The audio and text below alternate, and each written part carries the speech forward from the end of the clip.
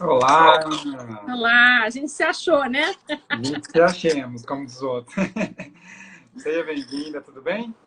Ótimo, tudo bem. Obrigada pelo convite. Você está Obrigado, conseguindo me nós. escutar bem? Eu estou te ouvindo bem. Você Tá, também?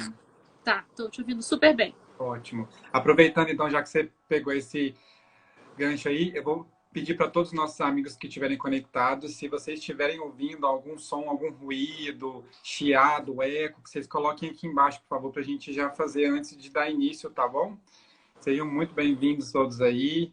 Ana, muito obrigado aí pelo aceite do nosso Ah, um convite, né? prazer. Que nós possamos fazer desse encontro um encontro muito útil a todos nós, né? Não só a nós espíritos que estão aqui conectados nessa live, mas os espíritos que vêm ao nosso encontro também. E a todos que forem ver essa live também, depois que ficar salva, né? E que nós também possamos ser alunos ávidos aí dessa hora, né? Obrigado mesmo, de coração. Então, vamos dar início à nossa live. Está todo mundo dizendo que está ouvindo bem, que bom.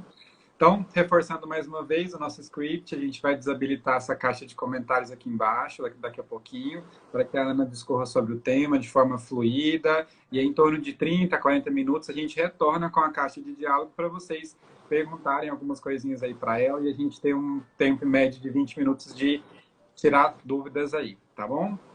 Sejam bem-vindos aí. Daqui a pouco a gente vai falar sobre o tema aí, tá bom? Então, como prece, né, de início, eu queria ler uma prece aqui para que a gente pudesse se conectar um pouquinho mais com o tema de hoje, né? Então, convido a todos, quem puder, né, quiser, fechar os seus olhos do corpo, abrir os seus olhos do espírito, que a gente possa se conectar com o alto.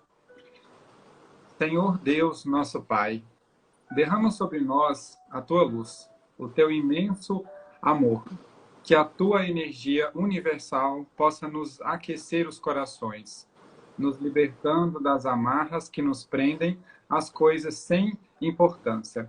Liberta-nos, Pai, dos perigos, das correntes que nos algemam às imperfeições ainda tão latentes em nós.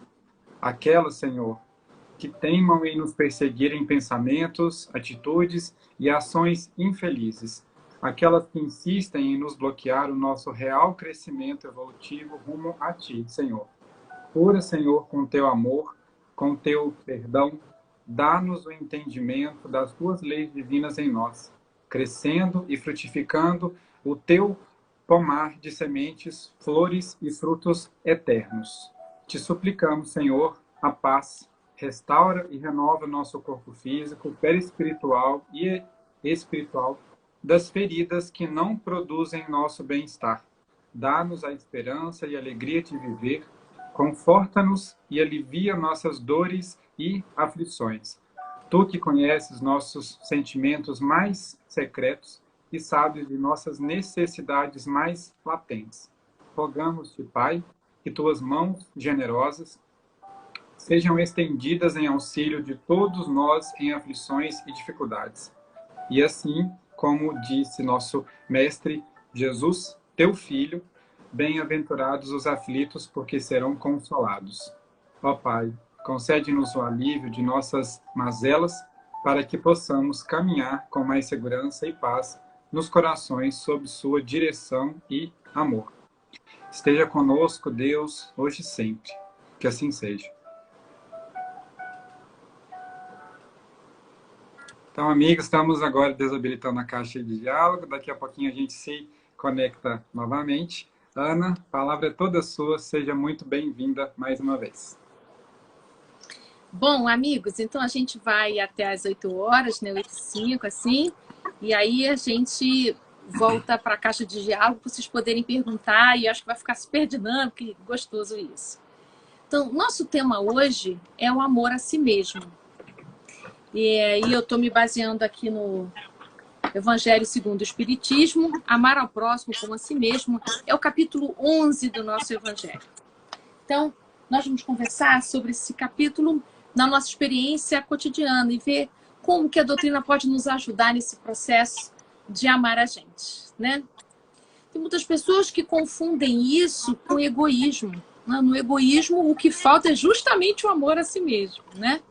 Porque no egoísmo tem uma preocupação muito grande com a escassez, né? Então, eu preciso urgentemente ter para mim, ser para mim, o que pode faltar. Não. O amor é abundância. Então, amor a si mesmo é tudo que o egoísmo ainda não tem. Então, a gente precisa começar a perceber que essa frase de Jesus, amar ao próximo como a si mesmo, ele está colocando uma relação inseparável, né? Então, que esse parâmetro do afeto para com o outro seja o mesmo parâmetro do afeto para com você mesmo.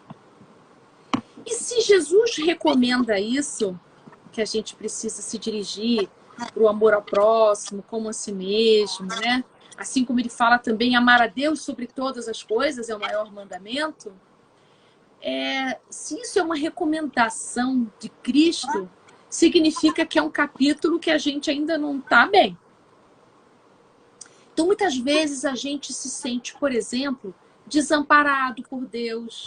Muitas vezes a gente tem a impressão que Deus não nos ama. Tem dias que a gente não se sente filho de Deus.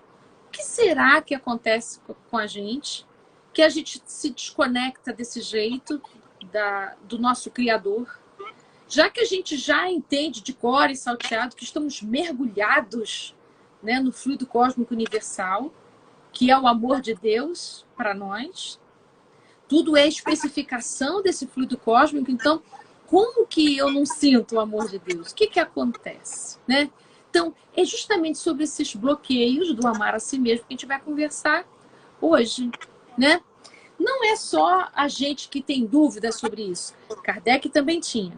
Então, olha só, na questão 937, que é no capítulo 1º da 4ª parte do Livro dos Espíritos, Kardec pergunta assim: para o homem de coração, ou seja, as pessoas que amam, que são sensíveis, as decepções que vêm da ingratidão ou da fragilidade dos laços de amizade não é uma fonte de amarguras?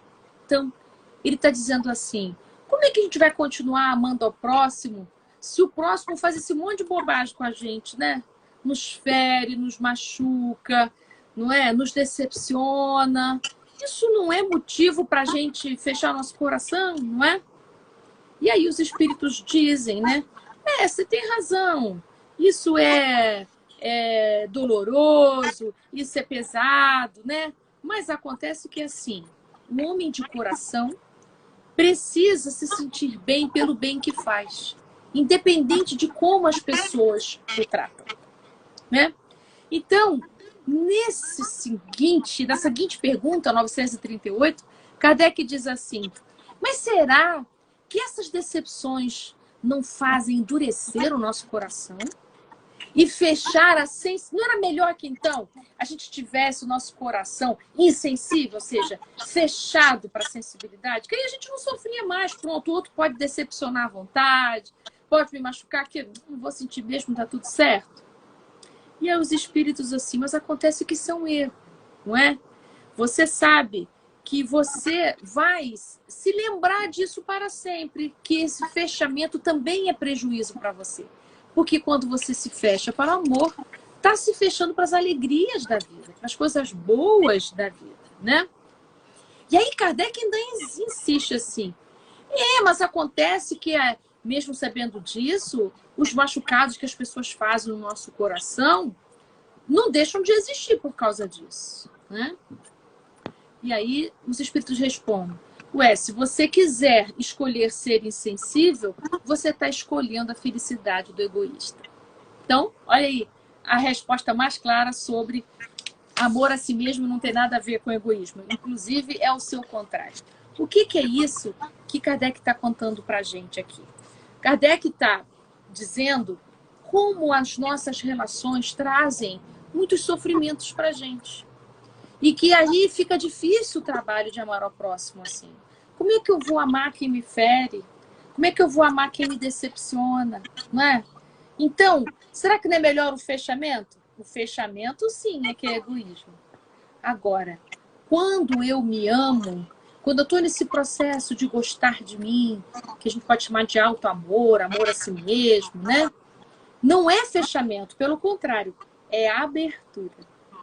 Então, eu já estou querendo dizer aqui que quando a gente se abre para amar, seja o próximo ou amar a si, nós estamos correndo o risco de sermos machucados. Não há como a gente amar sem correr o risco. Se a gente quiser não correr risco nenhum de decepção, se a gente quiser não ter a possibilidade de sofrer, aí a gente pode escolher o fechamento. Porém, quando a gente escolhe o fechamento, a gente também está se fechando para a maravilha de ser amado. Então, olha que bonito que Kardec diz aqui, nessa questão mesmo, na resposta a 938. A natureza deu ao homem a necessidade de amar e ser amado. Então, ele está dizendo que a gente pode até se fechar para o amor, mas nós temos muita necessidade de amar. Temos muita necessidade de nos sentir amados. Um dos maiores gozos que lhes são concedidos na Terra é o de encontrar corações que com o seu simpatizem. Dá-lhe ela, assim, as primícias da felicidade que o aguarda no mundo dos espíritos perfeitos, onde tudo é amor e benignidade. Então, se a gente acha que a gente só pode amar quando tudo estiver perfeito, que a gente só pode amar quando todas as pessoas estiverem perfeitas a ponto de não nos ferir, já passou o tempo. Porque amor é um aprendizado.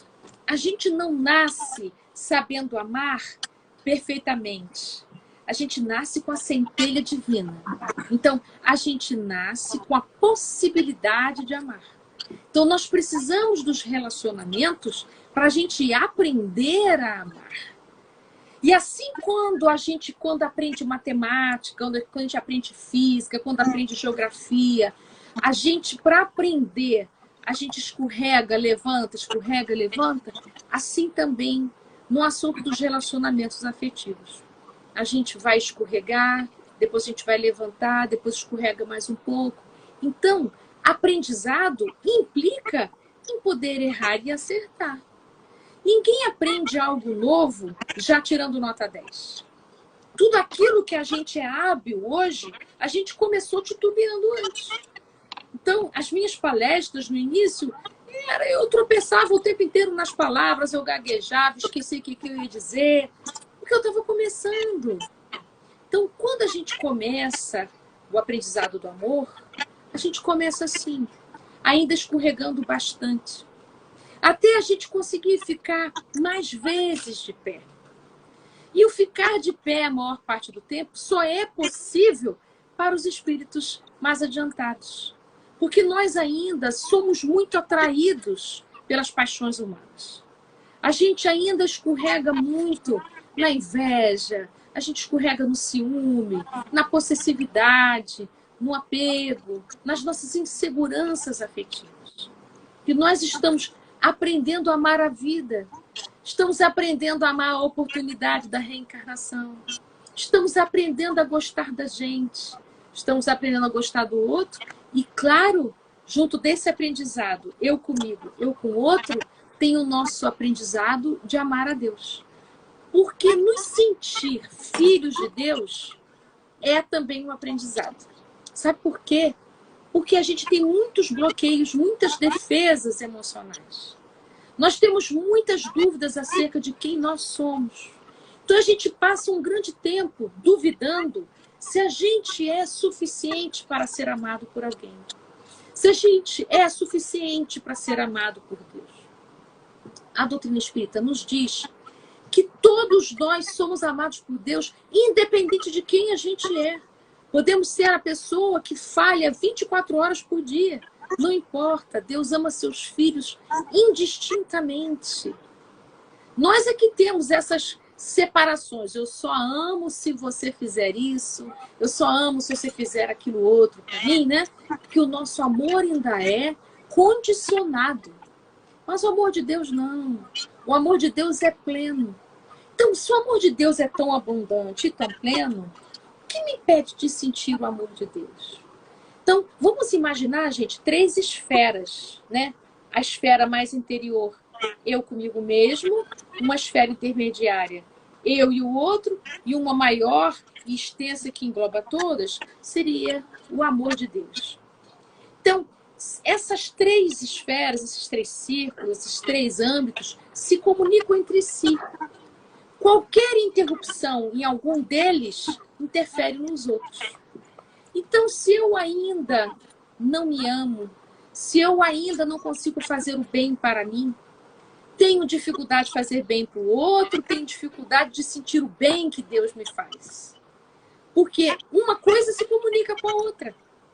Então, se eu tive experiências, por exemplo, quando eu era criança ou quando eu era adolescente, que o amor por mim ficou em questão. E quando é que o amor por mim fica em questão, né? Porque quando a gente é criança, a gente quer ser amado pelo nosso papai e na nossa mamãe, não é? O pai e a mãe de um espírito reencarnante é tudo que um espírito tem. Nós não temos mais ninguém que possa nos amar mais do que o nosso pai e nossa mãe. Não quer dizer que já nos amem, mas para a criança os pais são heróis, não é verdade? Então o que acontece com a gente? Quando a gente é pequeno, a gente não tem noção de contexto sobre a nossa família. Então a gente não sabe as adversidades que os adultos passam. Então quando os nossos pais não podem dar o que a gente precisa, não pode dar o amor que a gente precisa, não pode dar a atenção que a gente precisa, não pode dar o contato que a gente precisa, a primeira coisa que passa na cabeça de uma criança é: eu não sou suficiente. Porque meus pais são perfeitos, imperfeito sou eu. Então, essa dúvida pode ficar no seu coração até a idade adulta. E você achar que na vida, com os outros, no seu trabalho ou nos seus relacionamentos afetivos, você tem que fazer muito, você tem que agradar muito para conseguir ser amado. Porque você tem uma crença inicial de que você não é suficiente. Porque se você não recebeu o amor dos seus pais, é que você não fez o que deveria ter feito para se sentir amado. Se a gente não atualiza essa crença, se a gente não revê esse pensamento, porque na idade adulta a gente já pode olhar aquela história diferente, não é? A gente pode olhar para a história do nosso pai, da nossa mãe, completamente diferente, compreender que eles também são crianças emocionais, compreender que eles tinham problemas, compreender que aquele dia que eles não te deram atenção, não te deram amor, eles tinham sido demitidos no trabalho, tinham brigado entre si, não sei, tantas coisas acontecem, né? Então, o que é adulto tem de maravilhoso em vantagem em relação às crianças é que adulto tem visão de contexto, criança não tem. Criança tem uma foto 3/4 da realidade. Imagina o que é isso, né? Então, como a gente tem uma visão da realidade muito curta, as conclusões que a gente tem são curtas também. Só que, na infância, nós somos muito autorreferidos. Então, tudo que acontece de errado, a criança acha que ela é a culpada. Porque o mundo, para a criança, está e existe em função dela. Então, quando a gente chega à idade adulta, o trabalho de amor a si mesmo passa por a gente ter que refazer essas frases velhas. Peraí, como assim eu não sou suficiente? E tal coisa que eu já sei, tal coisa que eu sou capaz, tal coisa que eu tenho habilidade, as conquistas que eu tenho até aqui. Então, eu tenho que rever essa opinião a meu respeito. Porque os filósofos dizem que nós somos seres de possibilidades. Então, nós não somos completos. E se nós não somos completos, temos sempre a possibilidade de nos modificar.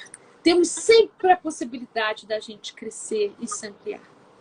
Então, essas crenças velhas, gente, pedem de nós uma reatualização. Sabe assim, updating que acontece nos nossos programas de computador? Pois é, nós somos uma nova versão que está pedindo atualização. Porque o que a gente construiu na vida já é suficiente para a gente perceber que o nosso programa, para rodar melhor, para nos servir melhor, o nosso programa, as nossas crenças, precisam de uma atualização. Então, o amor a si mesmo, gente, é um processo de autoatualização que o espírito precisa fazer consigo mesmo, levando em consideração não só as suas dores, mas também todas as suas conquistas até aqui. No mínimo, você já foi herói de poder ter sobrevivido à sua infância e sua adolescência. Porque não existe infância e adolescência maravilhosa. Temos infâncias e adolescências boas, mas todas elas foram construídas em circunstâncias de amadurecimento. Então, nós temos que dar uma revisitada, uma atualizada. E junto desse amor a si mesmo, o critério que os espíritos dão para a gente também existe aí o critério do amor ao próximo. E aí eu já vou me encaminhando aqui para o final, porque 8h05 eu já vou deixar vocês perguntarem. Como é que vai se dar esse amor ao próximo se o amor a si mesmo está estremecido, né? Vamos pensar. Se eu ofereço para mim muita rigidez, se eu ofereço para mim muita exigência, se eu sou muito severo comigo mesmo, como é que eu vou ser com o outro? Duas possibilidades. Ou você vai ser exigente também com o outro, porque se você come pedra, o outro tem que comer pedra também. Se você diz assim, poxa, como é que você pode fazer isso comigo? Eu não faço isso com você. Essa frase já é uma dica que você está entendendo que você é modelo de comportamento. Deixa eu avisar uma coisinha para vocês. Na questão 625 do Livro dos Espíritos, o único modelo e guia da humanidade chama-se Jesus Cristo, não é você. Então, essa frase você precisa mudar. O seu comportamento não garante o comportamento do outro. Nós não somos modelo para ninguém. Nem para os nossos filhos nós somos modelo. Podemos ser inspiração para os nossos filhos. Mas tomara que eles se inspirem no melhor de nós, né? Só que nem sempre. Às vezes os filhos copiam a nossa violência. Copiam a nossa incongruência. Copiam a nossa submissão, né? Por lealdade, por amor profundo. Então a gente precisa poder dizer, meu filho, eu sou um espírito em aprendizagem. Então, nem tudo que eu consigo ser para você é o que é melhor para você, mas é o melhor que eu pude ser. Aproveita o que for de bom para você, né? Mas eu te autorizo a fazer diferente. Pode fazer diferente, faça melhor. Faça para a vida andar para frente. Eu te abençoo, que você faça bastante diferente de mim. Porque eu também fiz diferente dos meus pais, né?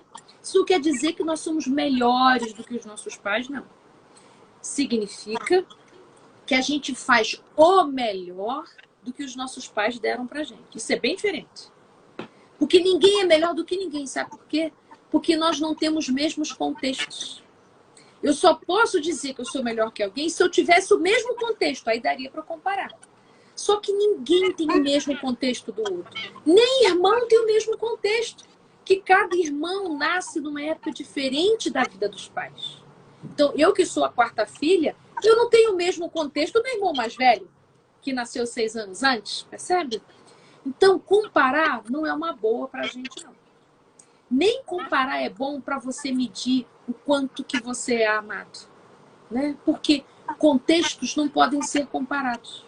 Só vivendo aquele contexto que a gente vai saber o quanto dói algo, o quanto é difícil algo, o quanto é maravilhoso algo, né? Então, para a gente poder amar ao próximo de modo atualizado, que é o que eu estou propondo aqui, um updating, você também tem que começar a pensar. Ah, eu não consigo amar fulano porque fulano me traiu, fulano me decepcionou, fulano me machucou. É a pergunta de Kardec. Poxa, fulano me machucou, como é que eu vou continuar com meu coração aberto? Ora, você precisa levar em consideração que você não estava no contexto do outro. Você precisa levar em consideração que o outro pode ter escorregado. Por que não? Por que ele não pode ter escorregado com você? Por que os outros não podem falhar? A gente fica pensando assim, ah, mas eu sou tão legal com ele, como que ele não pode ser legal comigo? Porque o outro não é você. E você não é melhor do que ele, porque em qualquer momento talvez seja você aquele que vai falhar. E como diz a questão 886, no comentário de Kardec ele diz assim, que possamos ser indulgentes para com os outros, porque de indulgência precisamos todos nós. Nós precisamos muito que os outros relevem as nossas falhas, né? Mas para que a gente possa ter as nossas falhas relevadas, a gente precisa relevar também. Por isso que Jesus diz, bem-aventurados os misericordiosos, porque assim alcançarão a misericórdia. Quando Jesus fala isso, ele não está dizendo que Deus é mal criado, assim, eu só vou te dar misericórdia se você for misericordioso, meu filho. Deus não tem nenhuma paixão humana. Não é isso. A palavra é alcançar misericórdia. Então, o que Jesus está dizendo é, se você quer sentir a misericórdia divina, se você quer sentir o amor de Deus, você precisa poder entrar na sintonia da misericórdia. Então, se você quer sentir-se amado por Deus, se você quer se sentir protegido por Deus, porque Deus já te ama e já te protege. Agora, se você não está conseguindo se sentir protegido e amado, você precisa começar a amar você. Ama você. Faz um trabalho de amorização com você. Para com essa briga, essa revolta de ser exigente, de ser duro com você, porque essa dureza, Deus não precisa dela. Eu não sei a serviço de quem você está para continuar com tanta dureza. Porque essa dureza te faz e te torna duro para com os outros também. E os outros que convivem com você merecem o seu melhor, não a sua parte mais rígida, né? Uma coisa é firmeza, limite, isso é bom, isso é saudável. A outra coisa é rigidez, é você não admitir que o outro possa falhar com você. Pode sim, todos nós podemos falhar. Somos espíritos que estamos no processo de aprendizado da perfeição, do processo de aprendizado do amor. Quando a gente não admite que o outro possa falhar com a gente, é que a gente é muito orgulhoso. Ah, comigo não podia ter feito isso. Por que não? Né? Uma vez, Divaldo contou numa palestra, agora não vou saber em qual, gente, que uma mãe chegou para ele, olha que dureza escutar isso. Divaldo, meu filho faleceu. Por que eu, Divaldo? Por que isso aconteceu? E aí Divaldo contou na palestra que ele respondeu para ela assim, por que não você? Por que não? Não é que Divaldo tenha sido endurecido. Ele está deixando a gente cair na real. Todos nós podemos perder. Todos nós podemos sofrer. Tá aqui na Terra, você está sujeito a tudo. Nenhum de nós é especial nesse sentido. Todos nós que estamos aqui na vida corpórea, estamos sujeitos aos sofrimentos naturais desse planeta. Então a gente precisa sair desse lugar tão imaculado e infantil, de achar que porque eu sou legal, porque eu sou bacana, porque eu me esforço a beça, nada de ruim vai me acontecer. Sim, pode acontecer sim. Jesus foi preso e crucificado. Gandhi levou um tiro no peito. Não é verdade? Paulo de Tarso foi degolado. O que mais vocês querem? Então, ser perfeito não significa ser invulnerável. Isso está equivocado. O fato da gente buscar a perfeição, o fato da gente buscar o crescimento, não nos isenta dos sofrimentos naturais do mundo. Então, vamos ser traídos? Vamos. Vamos ser decepcionados? Vamos. Vamos ser feridos? Vamos. Mas que isso não nos impeça da vontade de aprender a amar e ser amado. Então, gente, são 8 horas, aí eu vou deixar agora um tempinho para as perguntas e respostas, que eu estou preocupada com o tempo. Podem perguntar à vontade para a gente continuar a nossa conversa. Eu não terminei, né? Nós vamos continuar, tá bom? E aí, meu querido, manda. Ó, temos aqui algumas colocações. Deixa eu lê-las aqui, só um minutinho. Temos uma pergunta aqui da Deusirene. Como desenvolver o amor a si mesmo quando vemos só defeitos em nós mesmos? Tem algum exercício? Ah, que fofo. Tem. Por que você está olhando só para esse lado, né? A gente tem um olhar viciado. Então, precisa poder dirigir o seu olhar para as coisas boas. Um exercício simples, né? Pede para algum amigo seu fazer uma listinha daquilo que ele observa que é bom em você. Veja se você consegue acreditar na lista dele. Peça também para o seu pai ou sua mãe ou o seu filho para fazer essa listinha, um amigo e um familiar e alguém do seu trabalho. E aí você está comparando 3 âmbitos, né? Um amigo, um familiar e alguém da sua vida profissional. Veja se essa listinha tem algo em comum. se ela te inspira a poder fazer um movimento diferente, né? Isso que acontece com você decorre daquilo que eu falei, do sentimento de insuficiência. A gente fica muito grudado nos nossos defeitos quando a gente tem certeza absoluta que a gente não foi uma criança suficiente para receber o amor dos nossos pais. Deixa eu dizer, todas as crianças são maravilhosas, são suficientes, sim. Crianças são amorosas e amáveis, sim. Se você não pôde se sentir amada pelo seu pai, pela sua mãe, você pode agradecer pelo menos pela vida que você recebeu. E quando você for dormir, te aconselho você abraçar seu travesseiro bem apertadinho e começar a contar para o travesseiro essa lista que você fez no seu trabalho, que você fez com algum familiar e com algum amigo seu. Assim você pode ir fazendo afirmações positivas a seu respeito, tá bom? Perfeito. Nosso amigo Fernando pergunta se a indulgência e misericórdia seria uma forma de amor. Nossa, que bonita essa pergunta. Com certeza, com certeza. Quando a gente age com indulgência para com o outro, quando a gente pode perceber a humanidade do outro, e deixa aqui eu acrescentar uma coisa, ter misericórdia, ter indulgência com o outro, não quer dizer que eu estou isentando o outro das consequências das ações do outro, tá? Quando eu tenho indulgência para com o outro, eu estou me desligando, eu estou desistindo de ser juiz de você.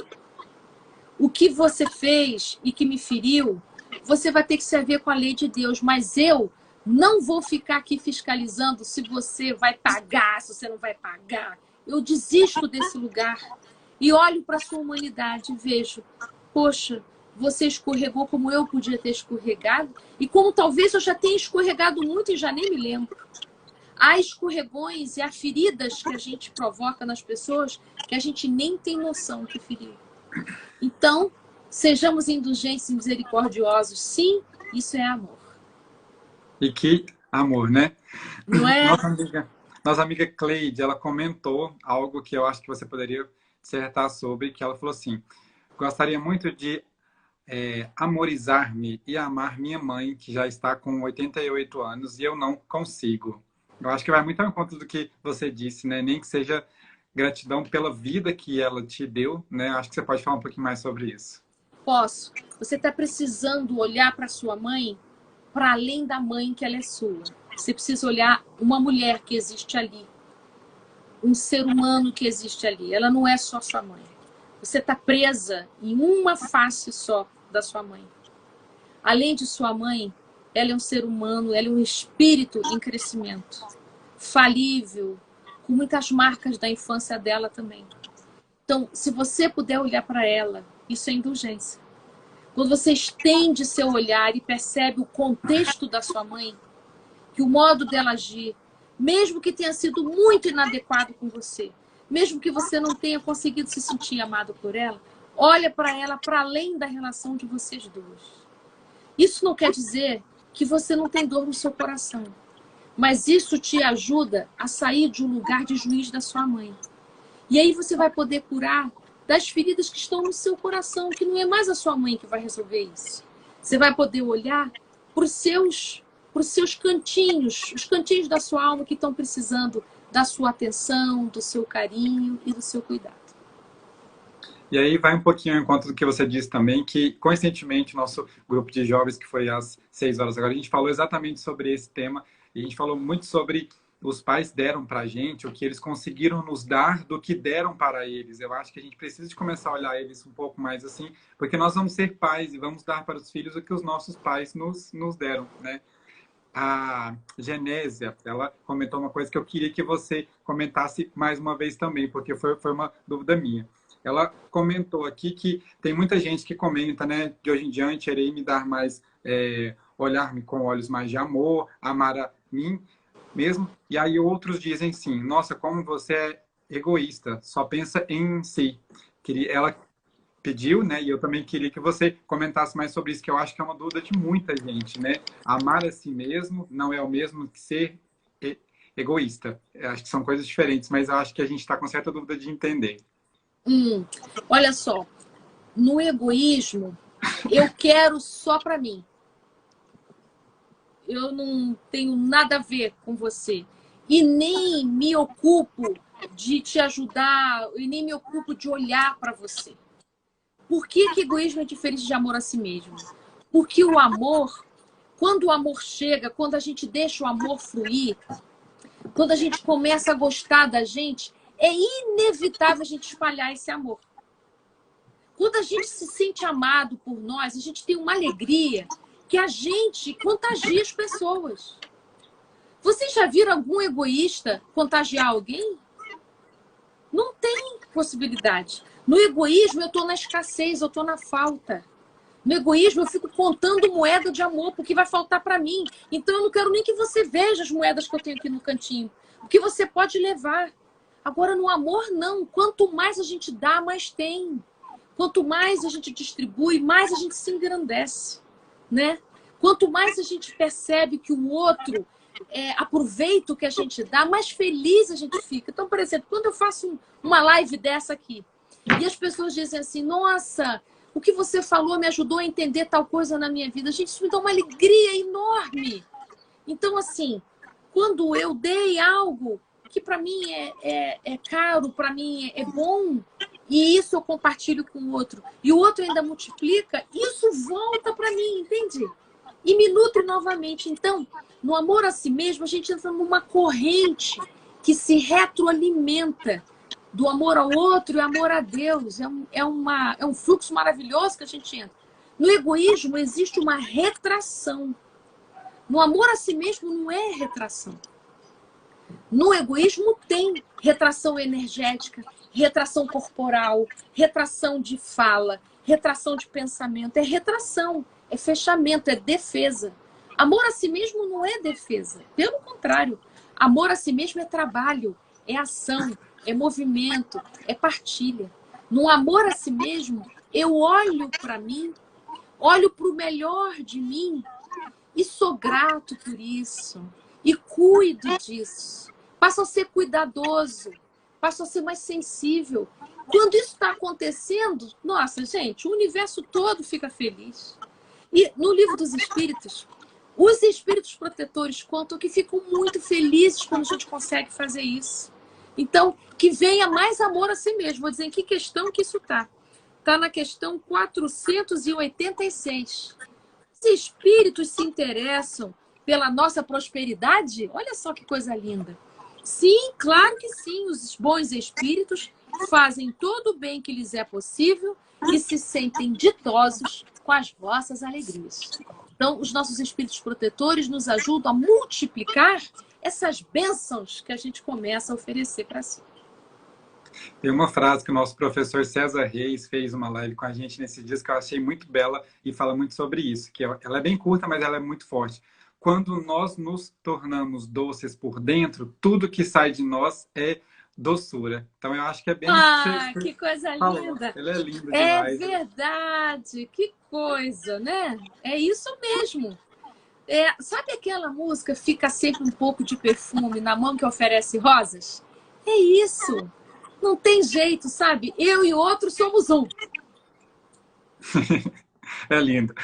Nossa amiga... Gente, vocês me desculpem se eu estiver lendo errado, porque às vezes o nome aqui não é o que é o certo, mas a nossa amiga Ivelizes comentou, e eu acredito que ela fez esse comentário em forma de pergunta. Ela fala que tem dificuldades no perdão, e isso é um impedimento de amor a mim mesma? Com certeza. Porque você está bloqueando o fluxo. Eu falei que são 3 esferas. Quando você bloqueia o amor ao próximo porque você não está podendo perdoar, você também está bloqueado no amor a si e está bloqueado no amor a Deus. Então, vamos conversar um cadinho sobre o perdão, que é bem-aventurados misericordiosos, né? Que alcançaram misericórdia. Por que a gente tem dificuldade de perdoar, né? Porque a gente tem dificuldade de sair do lugar de inocente. Quando a gente acha que o outro é culpado por ter agido daquela maneira conosco, a gente acha que ele é culpado, para o outro ser culpado é porque você é inocente. Então, na falta do perdão, está havendo uma recusa da gente assumir a nossa parte naquela história. Mesmo que seja 10%, todos nós colaboramos nas dores que os outros nos causam. Nós colaboramos não é querendo colaborar. A gente colabora só por estar vindo, a gente já está colaborando. Só por estar junto do outro, a gente já está colaborando. Porque é comigo, não é com o outro. Só que tem uma coisa no perdão que a gente confunde. Parece que se eu perdoar, aquilo que ele me fez fica tudo por isso mesmo. Não é verdade isso. Ninguém escapa da lei de Deus, sabe? A lei de Deus é inexorável. A diferença é que no perdão eu me liberto de ficar fiscalizando você. A questão é que no perdão, quando eu perdoo, quando eu saio desse ciclo de quem que fez certo, quem que fez errado, nananana, eu rompo esse ciclo, inclusive de pensamentos obsessivos, e deixo com você a parte que te cabe das consequências das suas ações. E levo comigo a parte que me cabe, pequenininha ou enorme. Mas no perdão tem uma coisa maravilhosa. Eu me liberto. É por você. É para você se curar que você precisa se perdoar. Percebe? E perdoar o outro também. Agora, na questão 886, os espíritos dizem que o que a gente perdoa não é a pessoa. O que a gente perdoa é a ofensa. Perdão das ofensas. Benevolência para com todos. Indulgência para com as imperfeições dos outros e perdão das ofensas. O que você vai perdoar é a ofensa. Porque esse perdão do outro não é a gente que concede, isso é entre Deus e ele. Então, por amor a você, sai da frente para você poder se sentir amado por Deus. A nossa amiga Azul Moraes pergunta como nos desvencilhar de pessoas, crenças e situações que não nos são saudáveis. Faça a prece. Faça a prece. Pede aos seus espíritos protetores para te ajudar a perceber os sinais. Na sua prece, peça isso claramente. Meu espírito protetor, por favor, me ajuda a ver os sinais. Porque a nossa carência, gente, não deixa a gente ver os sinais. A gente tem tanta fome, tanta sede afetiva, que a gente vai dizendo sim para um monte de coisa que não é bom para a gente. Então a gente precisa poder suportar um pouco a nossa carência, não sair desesperado para poder dar conta delas. Vou dar um exemplo bem clássico que todo mundo fala. Não se vai ao supermercado com fome. Por quê? A nossa carência de alimento faz a gente comprar um monte de coisa que a gente não precisa e gastar um dinheiro que a gente não tem. Exatamente isso acontece nas nossas relações afetivas. Quando você está carente, é igual ir no supermercado com fome. Você vai para o mundo com fome, você aceita tudo que vem e perde o seu critério de saúde, aquilo que te faz bem. Então, o que você vai pedir à espiritualidade superior? Me ajuda a ver. Me ajuda a identificar os sinais. Eu quero ver, eu quero perceber, eu quero ficar mais atento. E faça isso. Os espíritos não fazem no seu lugar, mas fique você atento. Que tal você escrever numa folhinha o que é que te faz bem e o que é que não faz? Você vai fazer dieta do quê? Quando a gente é diabético, a gente faz dieta de glicose. Então, quando a gente está num estado assim, emocional, você vai fazer dieta do quê? Exatamente.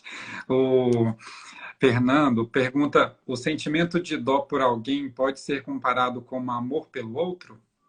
Não. Não. Quando você está com dó de alguém, você está com peninha do outro, você está olhando só para a fragilidade dele. Você está com uma distorção de percepção. Todos nós temos a nossa fragilidade e a nossa força. Todos nós temos uma grandeza para expressar. Somos espíritos milenários, gente. A gente não é beabá mais, não. Então, a gente tem muita força dentro da gente. Pode ser que eu não esteja encontrando condições de manifestar a minha força. Pode ser que eu ache que só expressando fragilidade eu vou receber afeto dos outros. Pode ser que esteja acontecendo isso. Então, quando eu estou olhando para o outro, só olhando a fragilidade, eu fico com peninha, eu não creio que ele é capaz de se reerguer. Então, com isso, eu estabeleço com ele uma relação de dependência, o que não é bom para ele, nem para você. Então, quando você estiver diante do outro e está sentindo muita dó, faça o favor de melhorar o seu olhar. Para você começar a olhar a grandeza, a força do outro.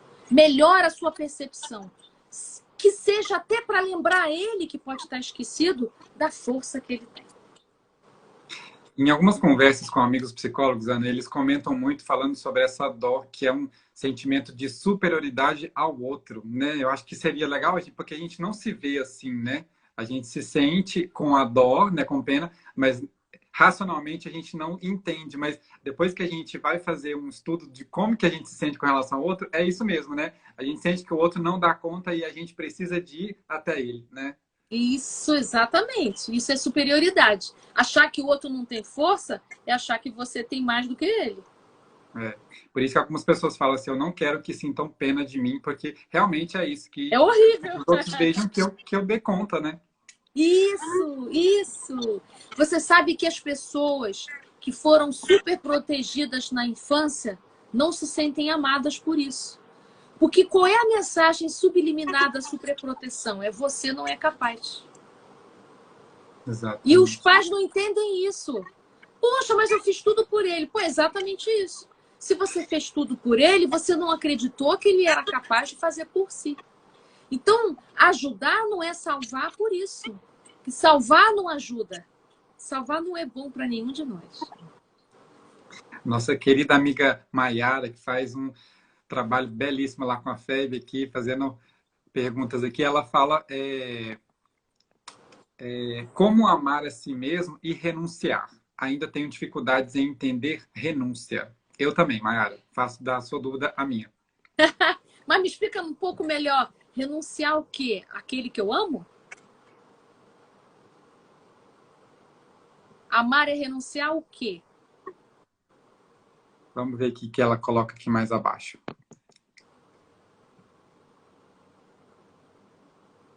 Bom, enquanto ela não coloca, eu acredito, né, pelo que eu entendi, seria quando a gente ama alguém e mesmo assim a gente abre mão desse alguém ou do fato em si, acredito que seja isso, né, para que outros possam usar desse, né, amor. Ela colocou aqui, ó, não sei, renunciar de modo geral. Não sei exatamente renunciar ao quê. Eu vou falar não exatamente amar ao outro, mas assim, nós precisamos renunciar, por exemplo, ao nosso desejo de vingança. A gente precisa renunciar ao nosso desejo de ser recompensado. Nós precisamos renunciar ao nosso desejo de ser, sei lá, supervalorizado. Tem muita coisa que a gente precisa renunciar. Por quê? Porque isso que a gente está precisando renunciar são coisas que, ao invés de nos engrandecer, só enaltece uma parte da nossa alma que é superficial. Então, a gente precisa renunciar a algumas coisas para a gente poder se dirigir ao essencial. Senão, a gente fica, vamos dizer assim, apaixonado pela nossa própria imagem, que é no caso dos narcisistas, por exemplo, né? Então, às vezes, a gente precisa renunciar a coisas que a gente adora em nome de algo mais nobre e algo mais necessário para a sua alma. Por exemplo, a gente não renuncia a alguns prazeres porque a gente vai estudar para uma prova, não é? Então, o que configura a idade adulta é que a gente entende que é necessário renunciar para a gente poder trabalhar em nome de algo que mais tarde vai ser melhor para mim. Eu não sei se é isso que ela quis dizer, né? Ana, não sei se também seria isso a forma como eu compreendi. Ela até citou aqui aquele livro que fala muito sobre isso, né?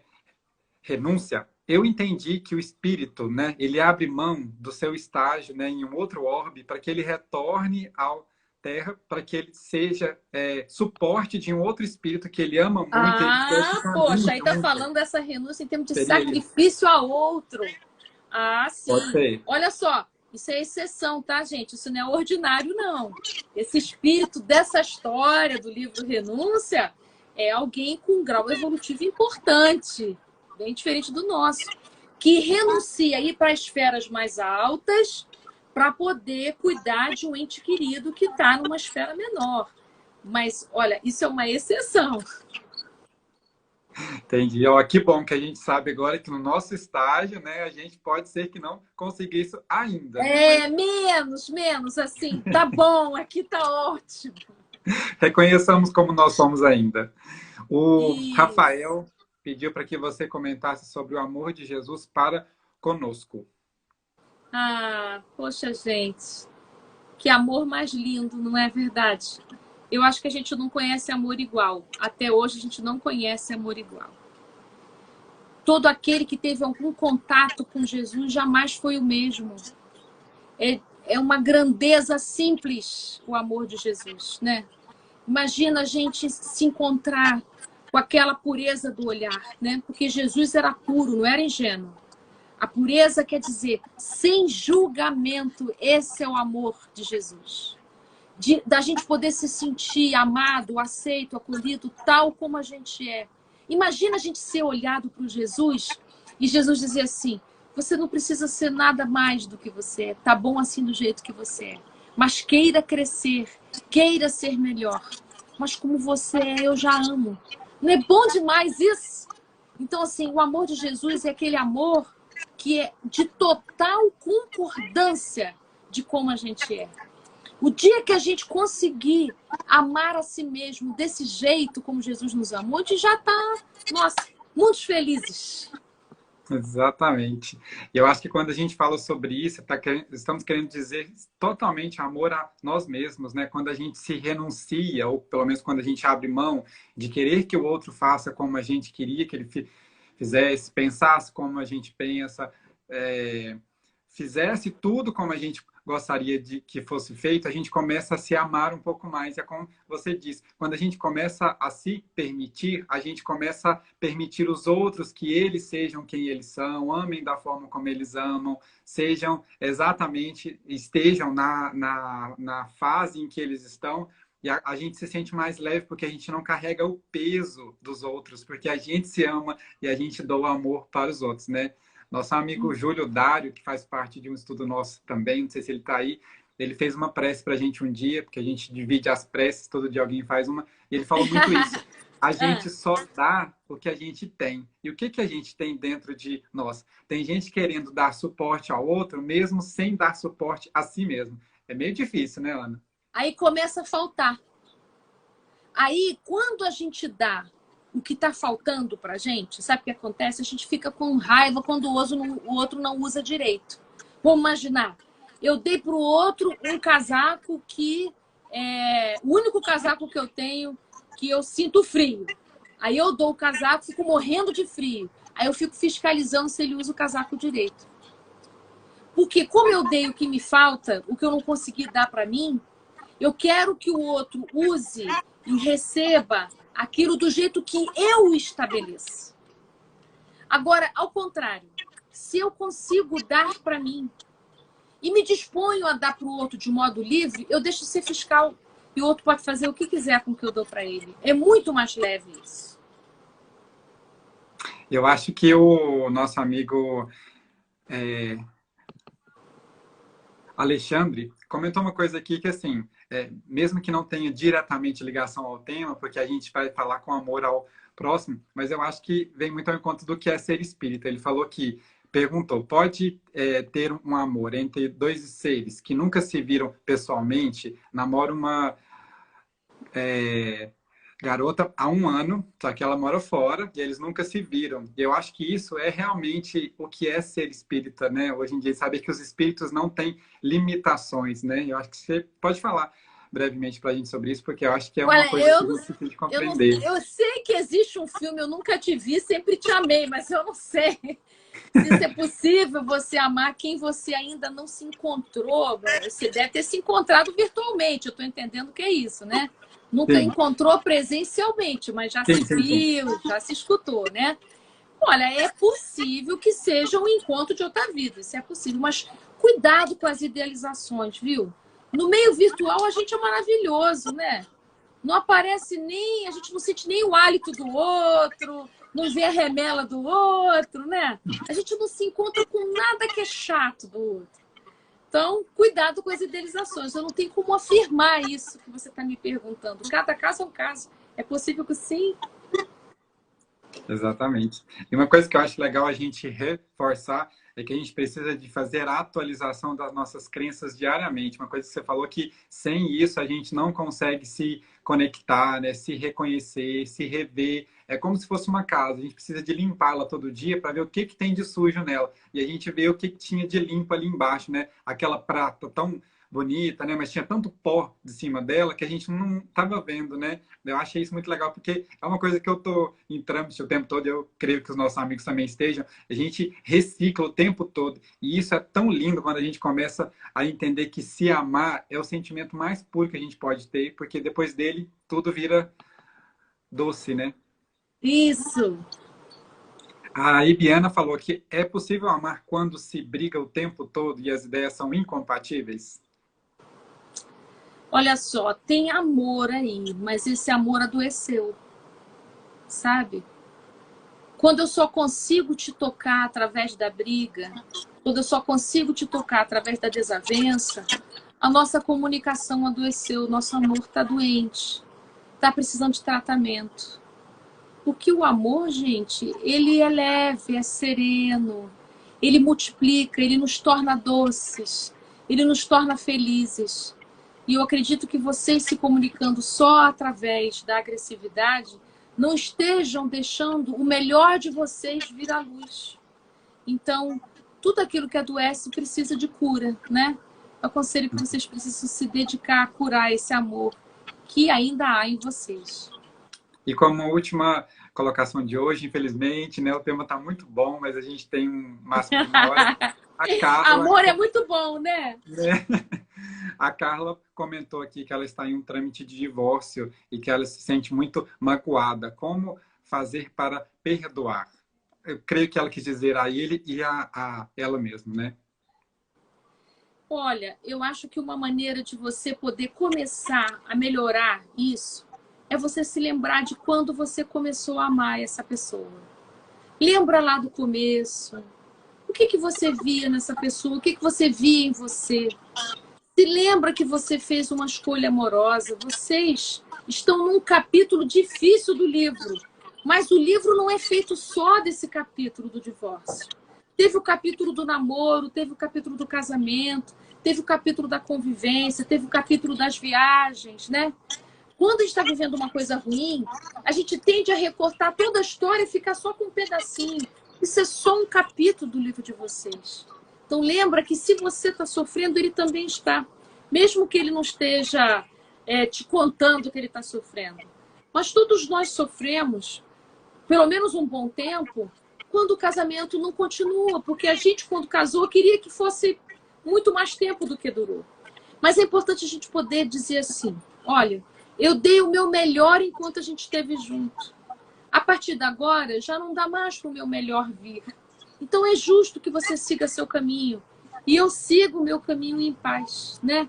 O que aconteceu entre nós dois foi tão grande, tão bonito, a ponto da gente escolher ficar juntos. Mas em nome dessa história bonita, a gente agora precisa se separar e prosseguir para plantar outras coisas daqui para frente. Né? Isso é um começo, né? Isso é um começo.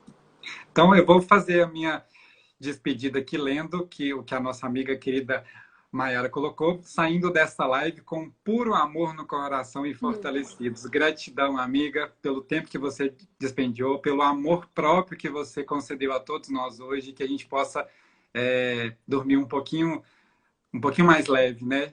Gratidão. Isso, abracem tá? Travesseiro então, gente, essa noite. Amor a si mesmo, tá? Abraçando vocês.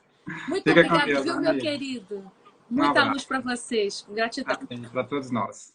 Obrigada. Fiquem com Deus, amigos. Tchau, tchau. Vocês também. Obrigado por terem me ouvido. Obrigado, nós.